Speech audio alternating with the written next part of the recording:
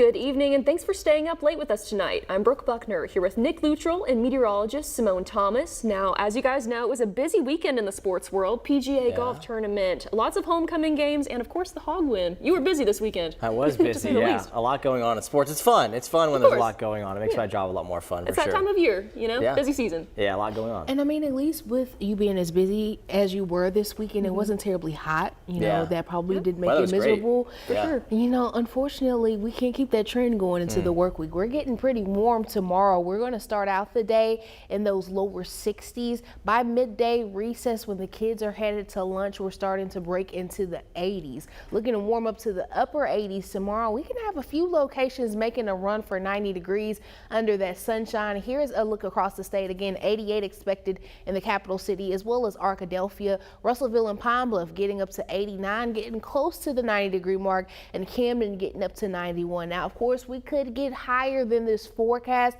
If we do get up to 90 degrees, this would make the latest we've ever reported 90 degrees in the capital city. Right now, the record is set at October 23rd, so we're keeping an eye on tomorrow to see what happens. But changes are coming in the weekend. It won't be this hot all week. That 7-day outlook is coming up, so make sure you stick around.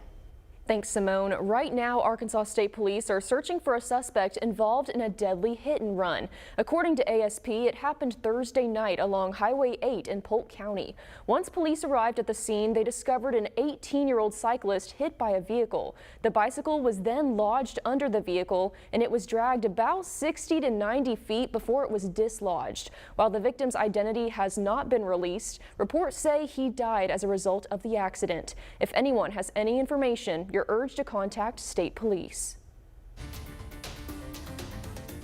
Now in a THV 11 update, you're taking a live look at Interstate 30. Drivers enjoyed a weekend without detours on the Arkansas River Bridge. However, next weekend, a major detour is set to happen, but this time the eastbound lanes will be affected. It will be the final phase in a 3-step process that's intended to transition traffic into its final alignment. Again, that's next weekend from Friday, November 1st through Monday, November 4th.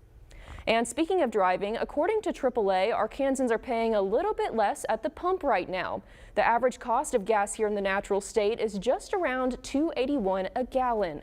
Drivers in Pine Bluff are paying the most at $2.84 per gallon, while drivers in Jonesboro are paying the least at $2.74. Overall, Arkansas has the 9th lowest gas price average in the country, while Texas and Mississippi is tied for the lowest at $2.71. As of right now, the national average is currently sitting at $3.15 a gallon. Here on THV 11, we have brought you along to experience the planning period of the inaugural PGA Simmons Bank Championship in Little Rock. Well, it has now officially come to an end as today marked the final round of the tournament. THV 11's Maya Ellison spoke with fans inside the ropes to hear their thoughts on the big event. After a week of events, the final day of the Simmons Bank Championship teed off on Sunday. Golf fans, families, and more showed up to catch the concluding moments of Little Rock's first ever professional golf tournament. It's just amazing to have this happening here and amazing that kids are allowed to come with us because we're able to enjoy it as a family. A few weeks prior to the tournament, we spoke with Associate Director Kaylee Beecham, who gave us a look at what the community can expect throughout the week. Really looking forward to Folds of Honor Friday to really kick things off on Friday morning. And then on Saturday, we've got the Razorback Foundation tailgate. And then Sunday, we just have the final round of competition. When we checked out Sunday's activities at Pleasant Valley Country Club, it was a testament to Kaylee's statements, as large groups of fans and travelers walked through the course, watching their favorite golfers as early as 9 a.m. The pros, I like watching Ken Duke and like the people from Arkansas. As an introduction to what the city of Little Rock can expect for the next 5 years, officials aren't the only ones excited for the tournament's growth. Attendees told THV 11 that being at the tournament was an amazing experience, reminding them of their love for the sport. You have to not only be strong physically, I love the mental toughness of it. From young to old, there was something for everyone to enjoy.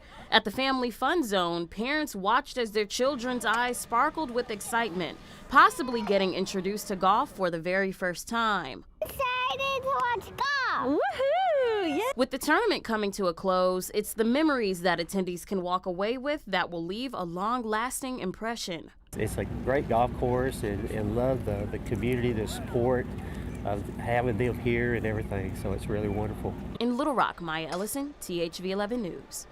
Thank you, Maya. And coming up later on in the show, Nick Luttrell will have the championship results from today's final round. THV 11 is your election central, and we want to make sure you have everything you need before you vote. Let's start with when you can cast your ballot early. Early voting centers are open Monday through Friday from 8 a.m. until 6 p.m. You can also early vote on Saturday from 10 until 4.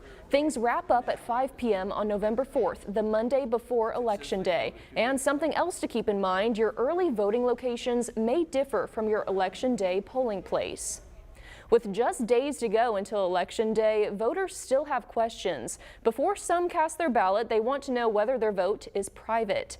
Brandon Lewis from our Verify team looks into whether information about who you voted for is public. A study estimates nearly 3 in 4 Americans believe it's possible for someone else to find out who you voted for without your consent. 2 viewers reached out and asked us if that's true. So let's verify using these sources. They all confirm whether you voted is public, but who you voted for is not. All 50 states and DC either have laws or language in their constitution guaranteeing this. What is public is your name, address, party affiliation, and whether you voted in past elections. So no, people cannot see who you voted for. With your Verify, I'm Brandon Lewis.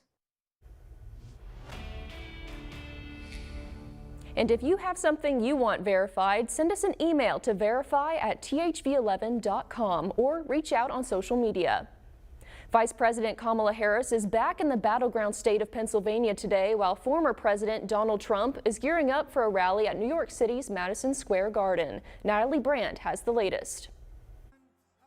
Returning to his hometown, former President Donald Trump is rallying at the iconic Madison Square Garden, one of the nation's most famous venues. We're going to defeat Kamala Harris, and we're going to win back the beautiful White House.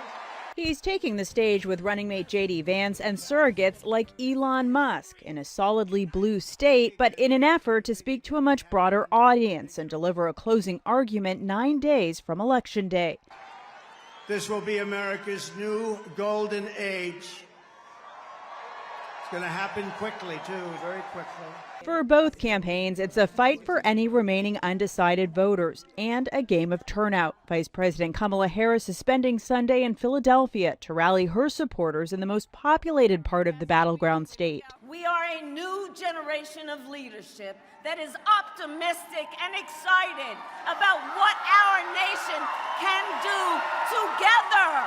The vice president visited a local barber shop after delivering remarks during a Sunday morning church service. This moment in our nation has to be about so much more than partisan politics.